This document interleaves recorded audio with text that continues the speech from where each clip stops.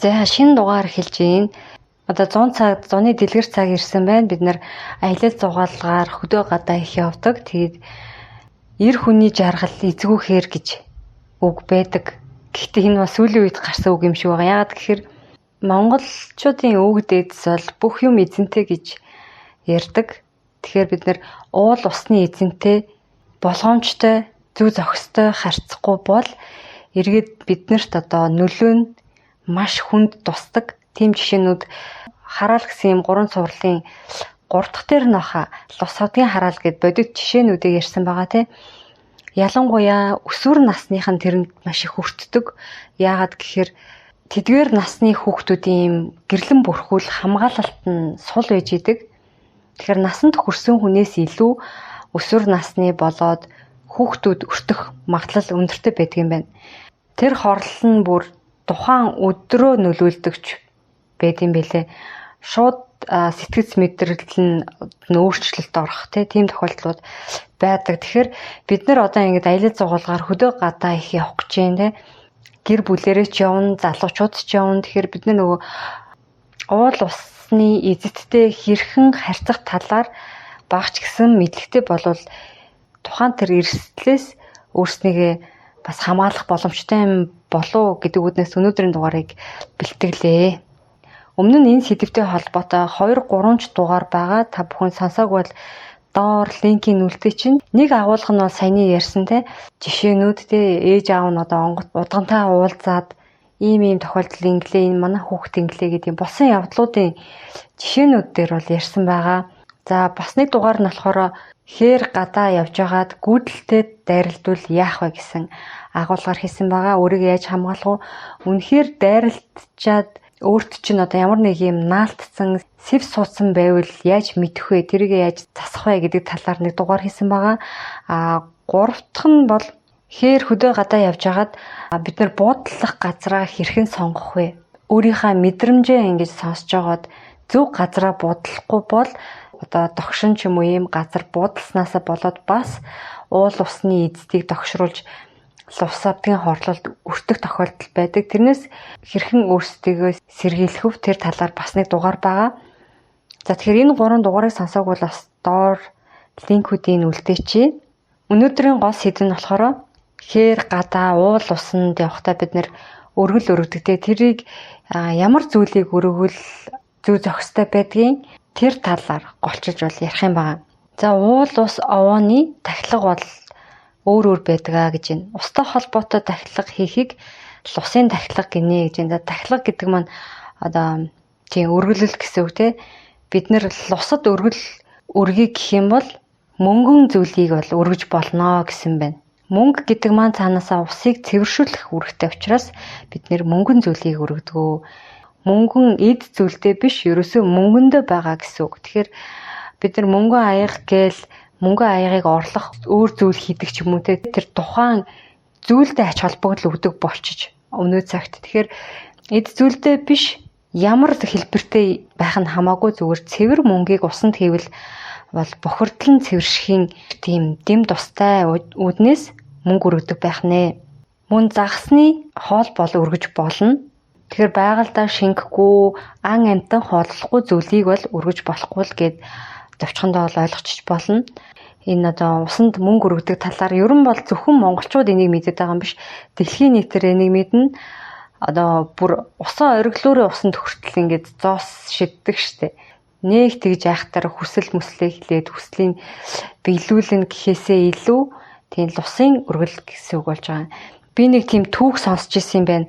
Яг энэ одоо лусын өргөлийг мэддэг хүн гадаадд явж байгаад аялж явж байгаад ингээд би нэлээд эвгүүрчл гинэлтэй халуун хэрнээ чиглэг уур амьсгалтай тэгээд даарч хөрөөд ханиад хүрсэн юм уу яасан нэлээд би ингээд сөлдөж иржл гинэлтэй.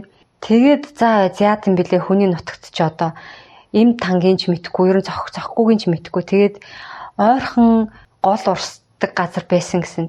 Тэнгүүт нь өөртөө байсан мөнгөн эдлээ авч очоод тэгээд тухайн голд нь ингээд голын эзнээс гуйсан байна л да ингээд ийм үр ингэж аялж явж байна. Тэ Монголоос ингээд аялж явж байна. Тэгээд би ингээд таарухан болоод байна. Та минь одоо дэмжиж туслана уу гэдэг юм уу те.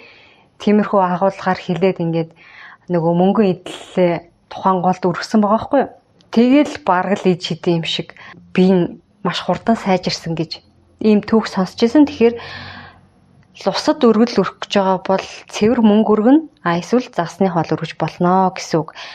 За саяны хоёр зүйлээс бусад ямар ч зүйл хөргөж болохгүй. Ялангуяа цус хөргөж болохгүй, бас сүү цагаан эдийн зүйл хөргөж болохгүй.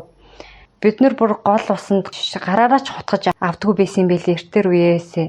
Тэгэхээр маш цэвэрхэн зүйлээр шангаар ингэж хутгаж аваад тэгээд нэлээд зайтай гараа угаадаг ч юм уу те хоол ундаа нэлээд зайтай хийх нь. Тэгэхгүй манайхан чинь нөгөө сүү цагаан эдээ хутгасан зүйлээрээ хутгах ч юм уу эсвэл махцах туссан те туссан зүйлээрээ шанаа мангаараа ч юм уу хутгах эсвэл одоо энэ зүйлсийг мэдхгүйгээсээ болоод ялангуяа манай залуучууд ингээ хоорондоо зодоонүүдээ хийгээ тий голын эрэг дээр архитаад тэгээд нөгөө хамар амнаасаа цус гарангуудаа нөгөө согтуу хүн чинь ямар нэгэн контролгүй аваачаад шууд нөгөө цусаа голд ингээ угаачт юм шиг байгаа. За ингэсэн тохиолдолд бол лус савдаг бол яадаг вэ гэхээр ингээд цусаар нь дамжиж хорлол хийдэг.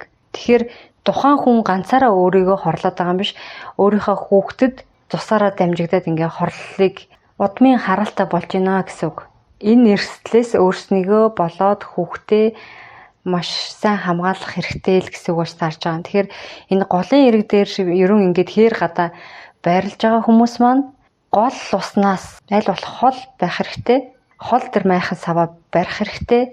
За дээрэс нь гол уснаас нэлээд хол зайтай бие засах хэрэгтэй. Одоо ойрхон бие засах юм бол хамгийн наад зах нь болохоор зистит, төр болчирхаан, өрөвсөл тийм өвчнүүдийг хорлол болж тусдаг гэж ярьж байгаа. Эмэгтэйчүүдийн өрөвсөлт өвчнүүд байна те. Эдгээрийг наад зах нь тусна гэж байгаа. Тэгэхээр маш хол зайд бие засах хэрэгтэй.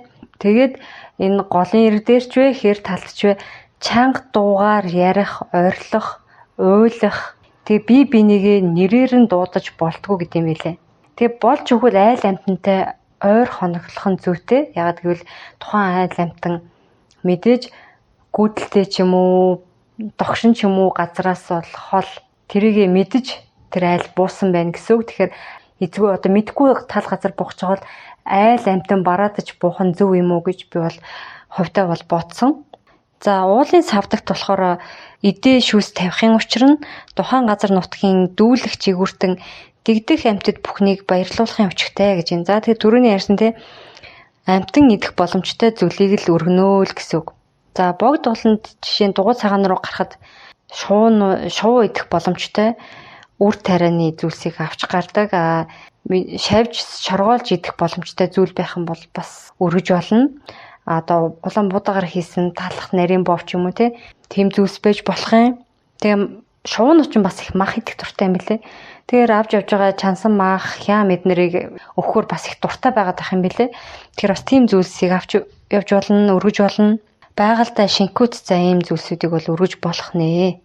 Одоо бас 280 гаруй жилийн өмнө уул овоо мод тахихтай хадаг болоод самбаа тороо дурдан барьдаггүй байсан гэж байна. Энэ нь уул усанд хог болохоос цаашгүй тул баярлуулах бус түр тэхийн өчгтэй гэж байна. За эртээр үедээ болохоор таних тэмдэг болгож эсхийн онгон хайчилж удган мод уул хайрхтын савдгийг төлөөлүүлэн эдийг залдаг байсан ёсыг хүчрхжүүлэх гэж байна гэд лам нарын сэтсэн үйл хэрэг нь одоо энэ хадаг юмаа гэсэн байна.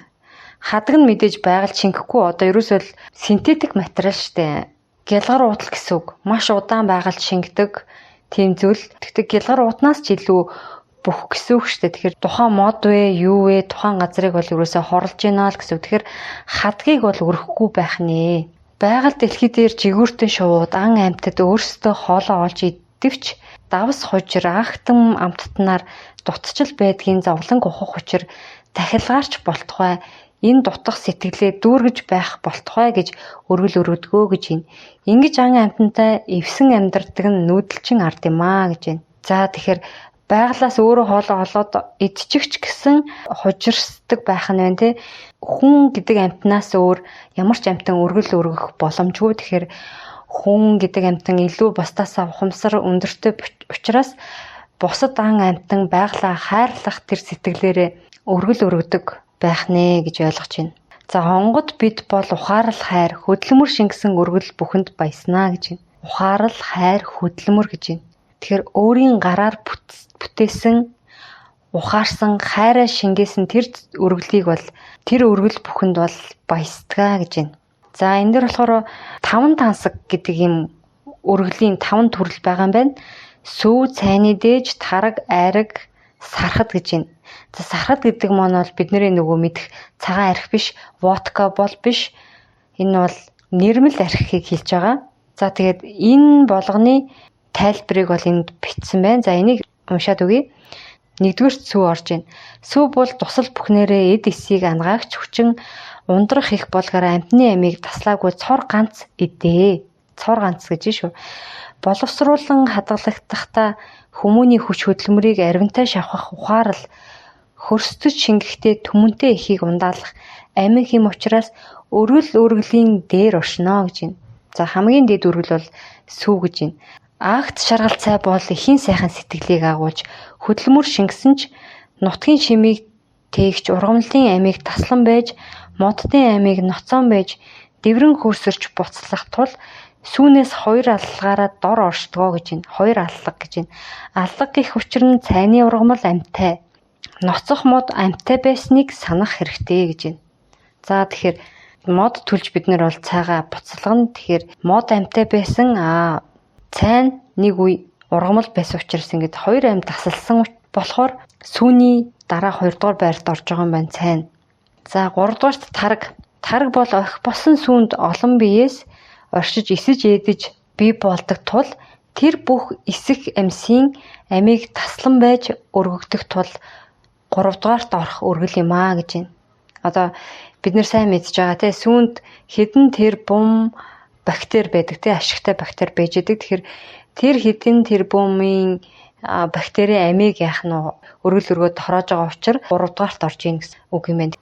4 дугаарт нь охих болсон сүүн үедээ болох айраг нь олон биесийг оршиж эсэж ээдэж бий болдог бас нэгэн идэ. Гэвч тарагнаас илүүтэй хүмүүний хөдөлмөрийг шавхавч байгальд шингэхдээ тарагнаас арай удаан байдаг тул 4-р орох өргөл юм аа гэж байна. Тараг айраг хоёр бол их л ойролцоотой. Хоёулаа их олон ашигтай бактери агуулдаг. Тэгээд өргөхөд тийм олон бактери амийг авч өргөдөг боловч айраг нь байгаль шингэхдээ илүү удаан болохоор 4-р бичигдэж байна те. За 5 дугаарт нь болохоор нөгөө нэрмэл арх буюу сархад байгаа. Сархад бол эсэж ээдсэн таргийг моддын амийг дөлдөн байж бүтэх нэгэн идэ тул тараг айрагнаас дорд оровч ухааны царааг тэлж бодисын мөнийг таниулж усан бодголын хатуу шингэн хийн төлвийг бүгдийг нь ухааруулах тул хөдөлмөрийн дээд идэ болж өргөлийн 5-д оршино гэж байна. За өргөлийн хувинг арбай гэдэг. Арбай нь артай ирээдүйтэй байх гэсэн утгатай. Мөн зарим нутагт даллах хайх гэсэн утгаар далхай гэх нь бий. Цацлын халбагыг ор бай гин. Орбай нь ортой байх, үндэстэй байх гэсэн утгатай. Орбоод байх 9 нүд нь 9 хүслийн бэлэгдэлтэй гэж байна. Та бүхэн анзаарсан бол энд бол арх ерөөсөд дурддагтаагүй. Сархад гэдэг нь болохоор нэрмэл арх байсан. Тэгвэл нэрмэл арх бол хамгийн доор бичигдэж байна те 5 дугаарт. Бид нар ингээл шилтэй арх аваад ингээл уул усанд ингээ өргөө явдаг. Тэгэхээр энэ нь болохоор уул усны эцэд яаж нөлөөлөх вэ гэдээ ингээ асуусан чинь онгод бол тэгж байгаа. Та нар арх уугаа согтохоор яадаг вэ? Тийм сайхан айш аяг гаргадаг билүү гэж байгаа. Тэгэхээр уул усны эцэд арх өргөд байна гэдэг маань яах нь эргээд уул усны эцэд бидэнд хандах хандлага нь арх уусан хүнтэй адилхан одоо агсан согтуу тавьдаг шиг хандах магадлал өндөртэй л гэсэн үг. Тэгэхээр архийг бол ер нь бол огт өрөхгүй байхыг би бол зөвлөж байна. Нэрмэл архийг бол өргөж болно. Гэхдээ эн чинь бол нэлийн юм учиртай юм бэлээ. Тэрийг дараа нэг өргөлийн дугаар дээр дэлгэрүүлж яри. Маш учир жанцантай юм бэлээ шүү. Их ховор тохиолдолд өргөх юм бэлээ. Тэгэхээр бид нар гол өргөх юм маань ерөөсөө л сүүл гэж ойлгочих болно. Сүүг бол гол ус руу хийж болохгүй. Өргөхтэй бол за миний хувьд бол би ямар ч газар очисон бүх газар эзэнтэй гэдгийг одоо мэдж байгаа учраас лагерын одоо байшинд очисон те хашаандаа ч очисон хаанч эзэн лус авдаг эзэн байгаа учраас тухайн газар очихдоо би эхлээд минь тусаа мэддэг. Тэгээд өөртөө байгаа саяны одоо ярьсан те сүү байвал сүгөөрч нь сүү байхгүй бол одоо байгаль чинкэр амтаа идчихээр одоо талах байвал талхаа те боо борцог байвал тэрийгэ самар мамар байсан ч гэсэн би бас өргөчдөг одоо нөгөө самар жимсний цоглуулга байдаг штэ тэр чинь ч гэсэн амтад шавж идэх боломжтой учраас уул усныхаа эзэн лус авдаг та бүхэндээ талархаад эдээ ундааныхаа дээжийг өргөё гэд өөртөө байгаа зүйлээ ингээд өргөчдөг. Талархах сэтгэлээр одоо тэд лус авдагуд байгаа учраас тухайн газар нутаг маань тийм гоё, тийм сайхан байгаа гэсэн үг шүү дээ. Тэгэхээр талархах сэтгэлийн агуулга нь болохоор үргэлж ан амтан хүмүүсийг ингэж тижээж, тэтгэж, харж хандаж байдаг уул усны эзэд та бүхэндээ гялалаа, талархлаа, эдийн ундааныхаа дээжийг өргөё гэд ингээ өргөчж байгаа. Тэгээд дээрэс нь бол маш товчхондоо бас хэлдэг үг маань гэх юм бол 6 зүйл хамаг амтан, өвчин зовлонгүй, дайн дажингүй, эв найрамдалтай байж сэтгэлийн амар амгаланг олох болтугай гэсэн утгаар одоо бүх зүйлийг хамруулдаг гэж би ойлгодог 6 зүйл дотроо те одоо гүйдэл мүдлэнч байна уу, сүнс сүдрэнч байна уу те шавжинч байна уу, амтанч байна уу, хүнч байна уу, энэ 6 зүйлтэй лус авдаг нь хүртэлтэй ингээ бүгдээрээ багтчихж байгаа. Тэгэхээр эдгээр маань хоорондоо эв найрамдалтай тэг хүн төрлөختөнд дайн дажингүй, өвчин зовлонгүй, тэгээд сэтгэлийн амар амгаланг олох болтугай гэдэг. За энэ дотор бол би ч өөрөө орчиж байгаа, дэлхийн бүх хүмүүс орчиж байгаа.